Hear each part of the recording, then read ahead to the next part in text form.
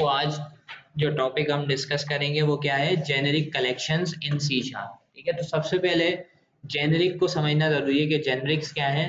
तो generic collection जो है वो आपके पास सी शार्प 2.0 के अंदर इंट्रोड्यूस की गई थी। और जेनेरिक को आप इस तरह से समझ सकते हैं कि ये आपके पास नॉन जेनेरिक जो भी कलेक्शन थी जो इससे पहले अभी तक हमने डिस्कस की हैं, एरेलिस, स्टैक और सारी, वो उनको ही एक्सटेंड किया गया है। ठीक है, अब जेनेरिक का बिहेवियर क्या होता है और प्रॉब्लम्स क्या थी नॉन जेनेरिक के साथ। जो आपकी नॉन जेनेरिक कलेक्शन थी, जो कि एरे लिस्ट या हैश टेबल या स्टैक जो भी हमने पढ़ी, उनको जब हम डेटा देते थे तो वो ऑब्जेक्ट डेटा टाइप पे काम करती हैं। किस पे काम करती हैं? ऑब्जेक्ट डेटा टाइप पे काम करती हैं। इसका मतलब क्या है कि हम क्या कर सकते हैं, किसी भी टाइप का डेटा है जो कलेक्शन के अंदर पास कर सकते हैं, क्योंकि वो ऑब्जेक्ट टाइप पे काम करती हैं। तो हम उसमें बूलियन डेटा भी ऐड कर पा रहे थे, हम स्ट्रिंग का डेटा भी दे पा रहे थे, हम फ्लोट का डेटा भी दे पा रहे थे। ठीक है, तो क्योंकि वो आपके पास क्या थी, नॉन जेनेरिक थी और ऑब्जेक्ट डेटा टाइप पे काम करती थी, तो हम कोई सा भी डेटा रख सकते थे। और जब हमारे पास डेटा को जब हम चेक करते थे तो हमारे पास क्या आ जाता था, मिसमैच का एरर आ जाता था। ठीक है, यानी एक एक्सेप्शन आ जाती है due to type mismatch.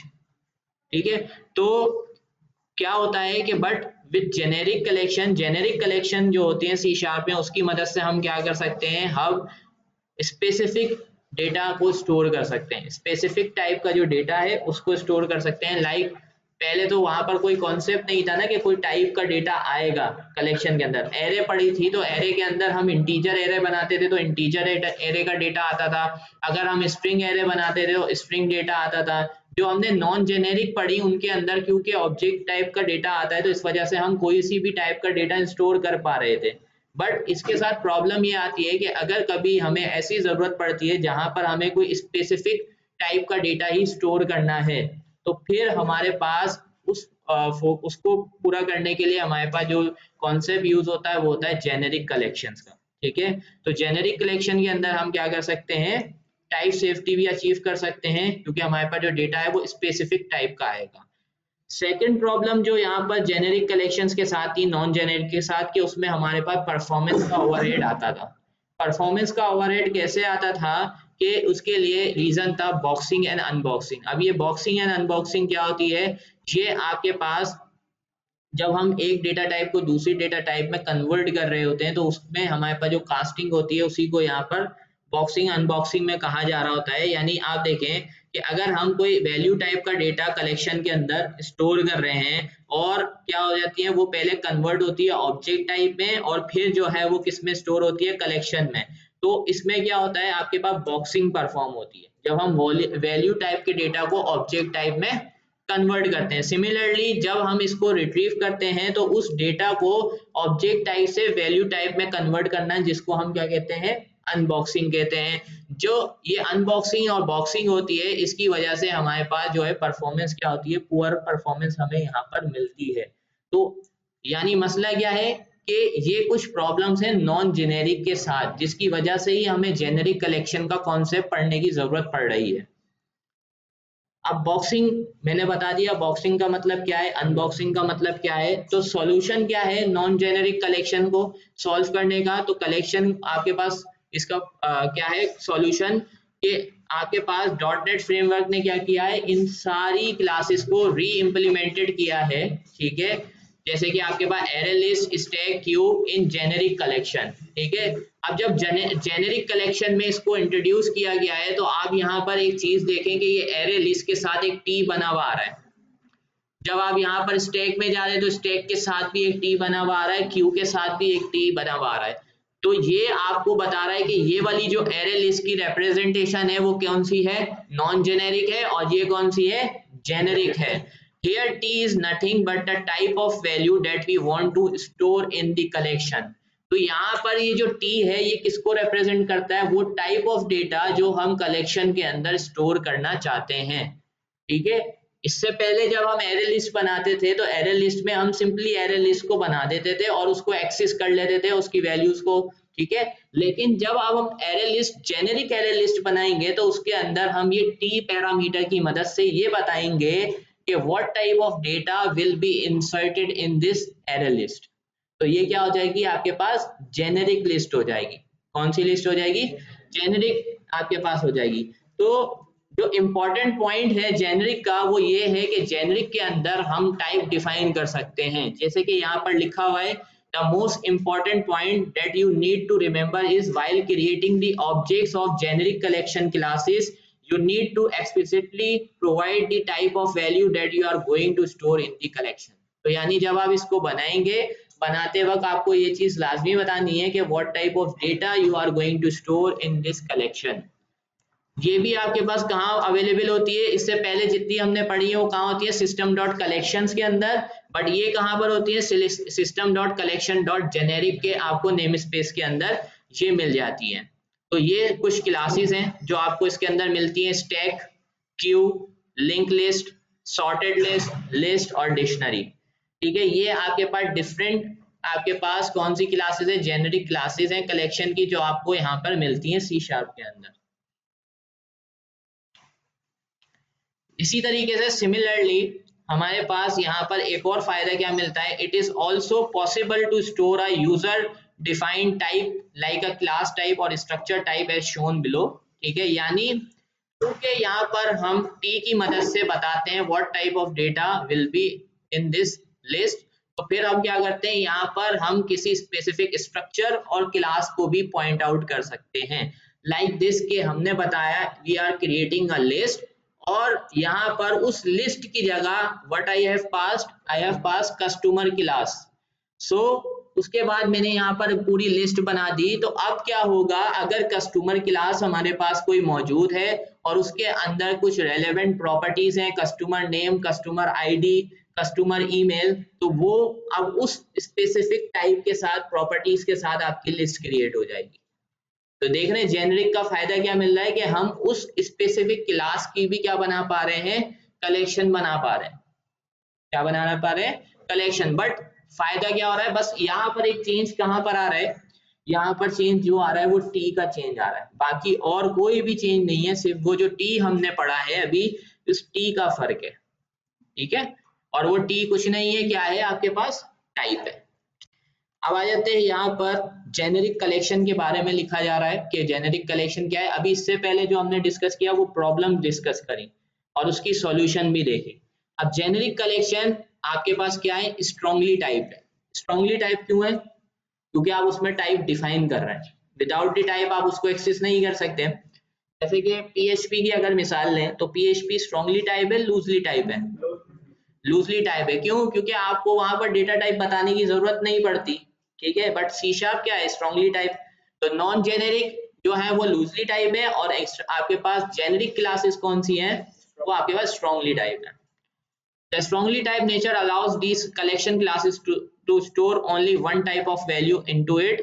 This not only eliminates the type mismatch at runtime, ठीक है, और साथ के साथ आपको परफॉर्मेंस भी ज्यादा मिलती है क्योंकि आपको यहाँ पे बॉक्सिंग और अनबॉक्सिंग करने की जरूरत नहीं पड़ती।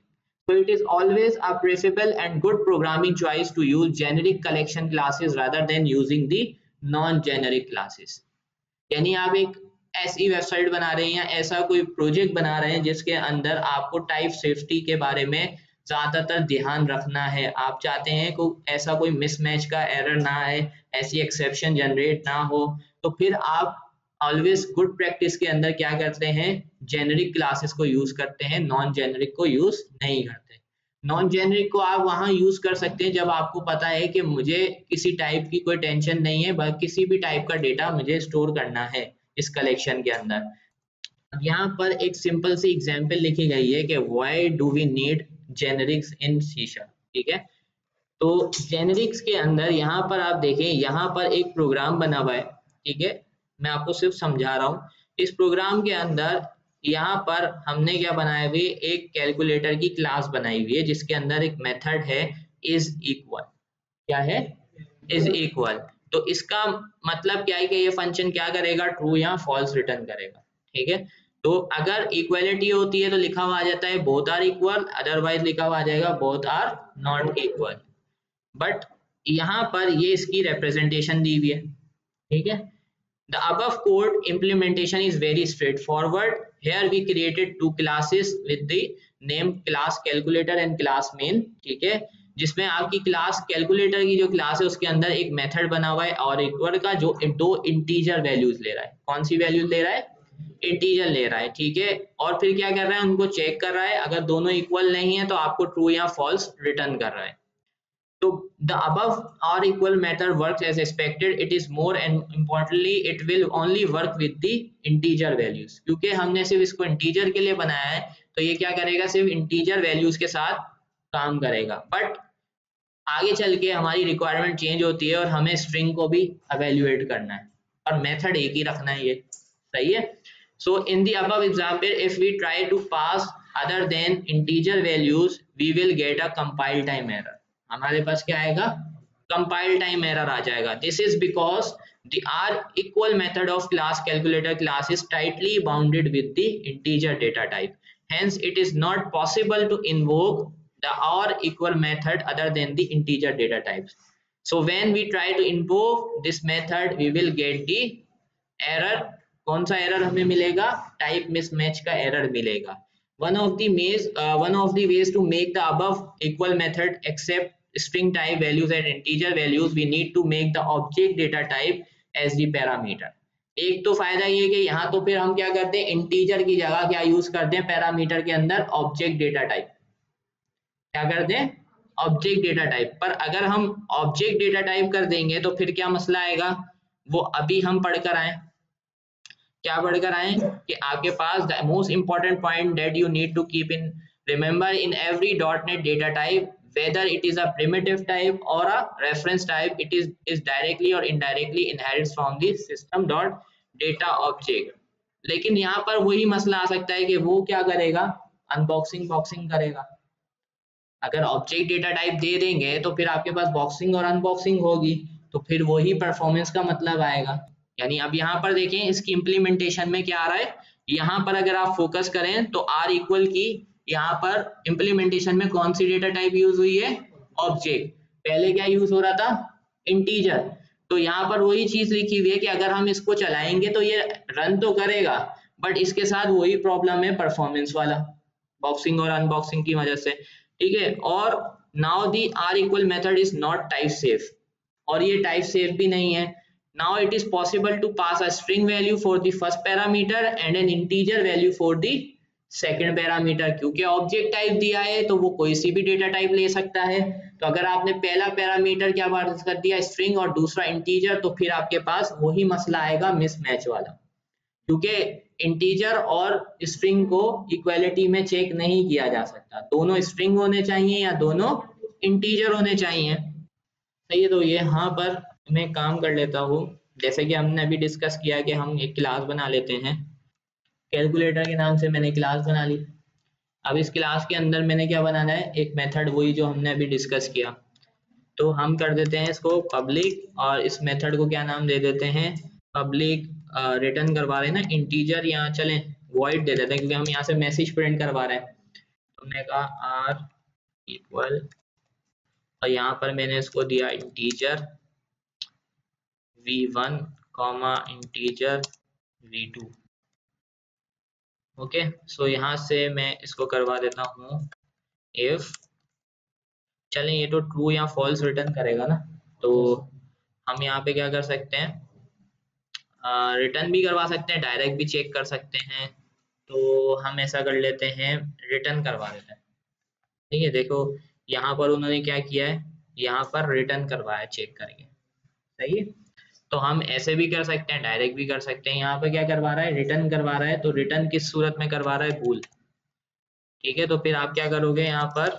रिटर्न और आपने कहा v1 इक्वल्स इक्वल्स v2। तो अभी आपको ट्रू या फॉल्स रिटर्न करेगा, ऐसा ही है। तो हम अपनी मेन क्लास में जाते हैं, प्रोग्राम की क्लास में। यहाँ से पुराना वाला जो हमारा प्रोग्राम है उसको मैं यहाँ से सॉर्ट कर देता हूँ, उसको कमेंट कर देता हूँ और यहाँ पर जाके अब इसका ऑब्जेक्ट क्रिएट करते हैं और देखते हैं। तो ऑब्जेक्ट बनाते हैं क्लास का। तो हमारे पास क्लास का नाम है calc C equals to new calc, और यहाँ पर आके अब एक वेरिएबल बना लेते हैं चेक के नाम से, और उसमें सी डॉट ये जो आर इक्वल का मेथड है इसको कॉल करते हैं, इसको 12, 56 वैल्यू पास कर दी, ठीक है।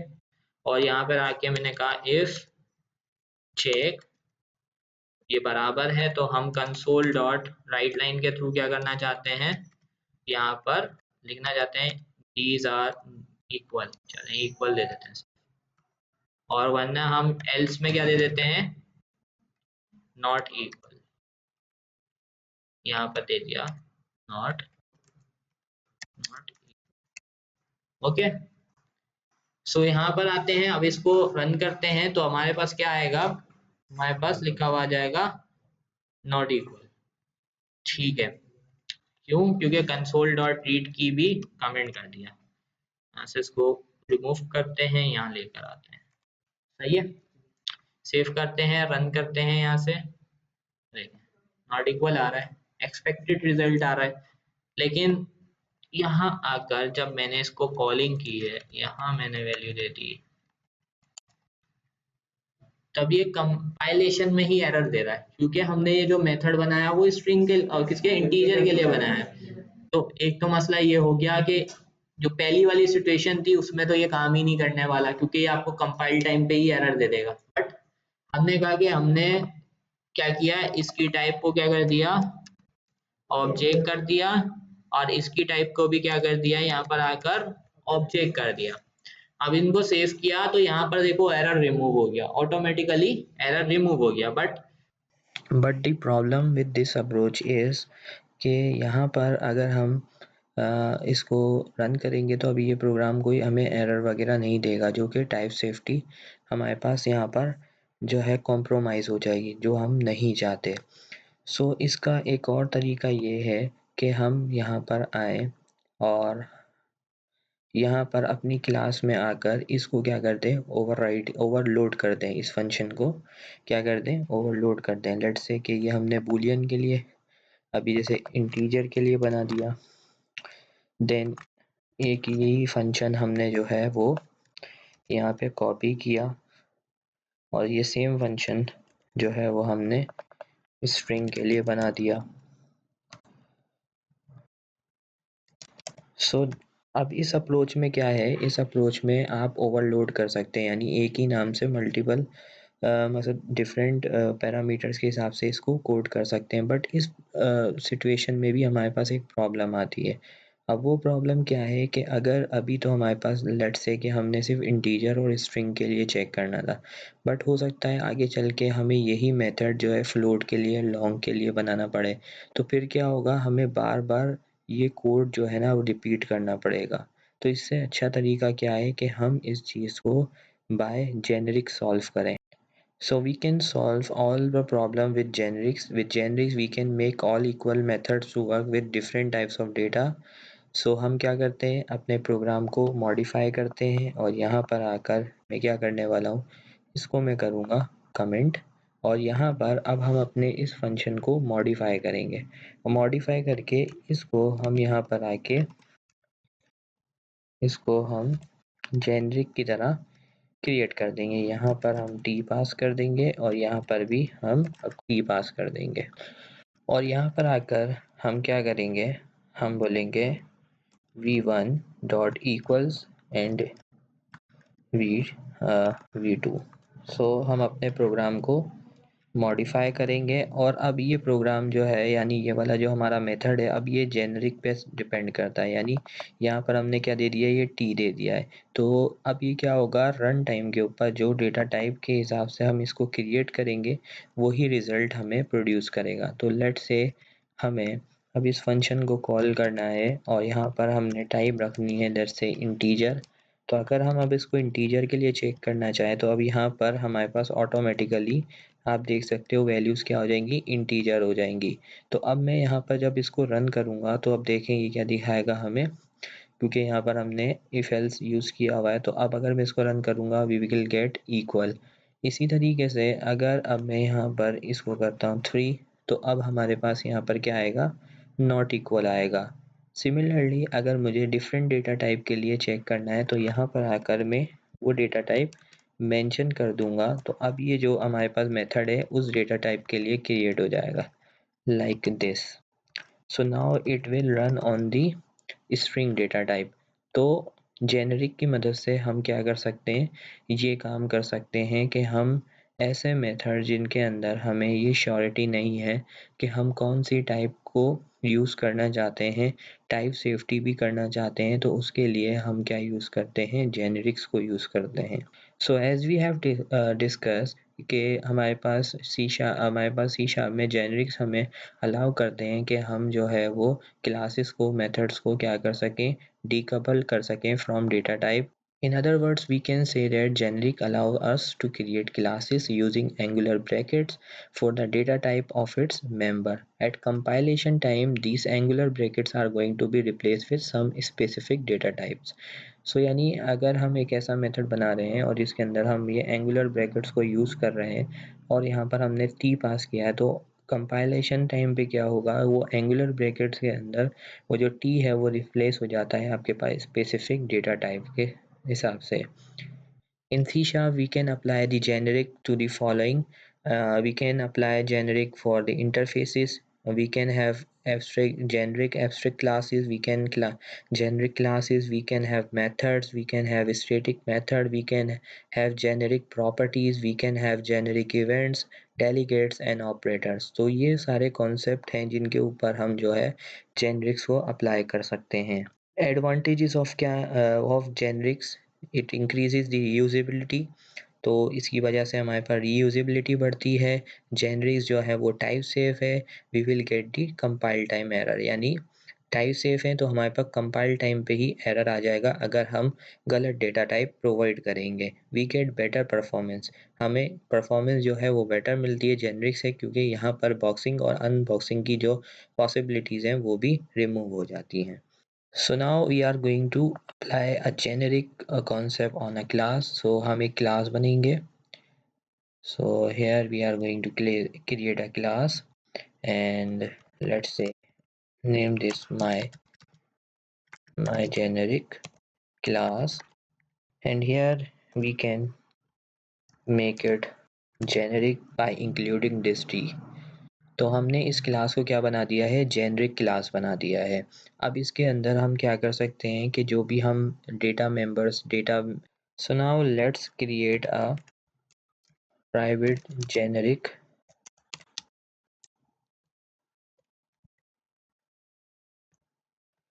okay, so this is a generic variable.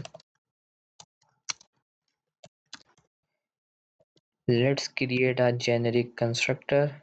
You can do this by public my generic class t value, and this will return generic id equals to value.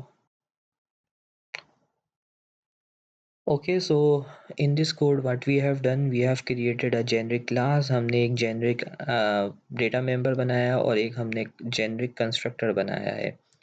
So let us create a generic property also. How we can create a generic property, we have to select pt and let's say this can be a name property or it can be generic as well.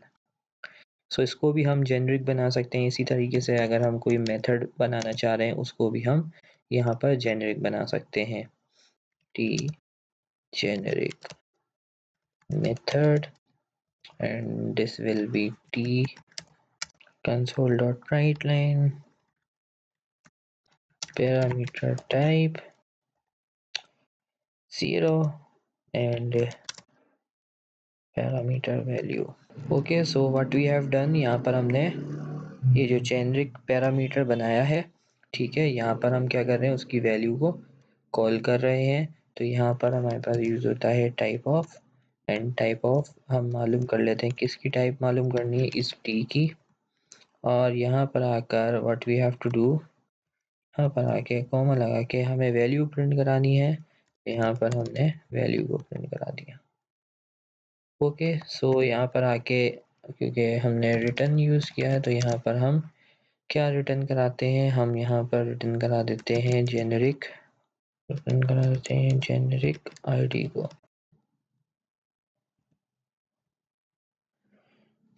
Okay, सो ये हमने एक class बनाई, ठीक है।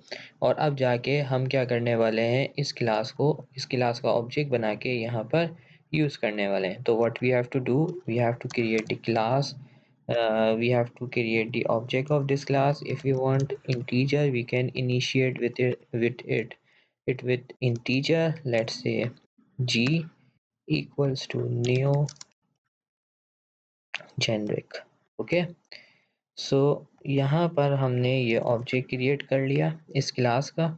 और क्योंकि हमने ये कंस्ट्रक्टर बनाया था, तो यहाँ पर हमने कंस्ट्रक्टर को एक वैल्यू पास कर दी। और उसके बाद व्हाट वी कैन डू कि हम यहाँ पर ये जो डी डॉट करके इसके एक मेथड को कॉल कर लेते हैं, जेनरिक मेथड को। और अब जाके जेनरिक मेथड में भी हमें क्या पास करनी है, एक वैल्यू पास करनी है। तो हमने यहाँ से वैल्यू पास की और अब हम इसको रन करते हैं। So we will see a result. तो पैरामीटर टाइप ये हमें बता रहा है कि सिस्टम डॉट इंटीजर 32 है, वैल्यू क्या है 20 है। अब इस सेम क्लास का ऑब्जेक्ट जो है वो हम बनाते हैं स्ट्रिंग के थ्रू। और अब आप देखेंगे कि जब मैं इसको कोई वैल्यू पास करूँगा, it should be of string type. देखें टाइप सेफ्टी आपको बता रहा है, क्योंकि हमने यहाँ पर क्या यूज़ किया, कंस्ट्रक्टर के अंदर भी जो है वो जेनरिक यूज़ किया है, तो इस वजह से हमें ये वैल्यू बताना पड़ेगी।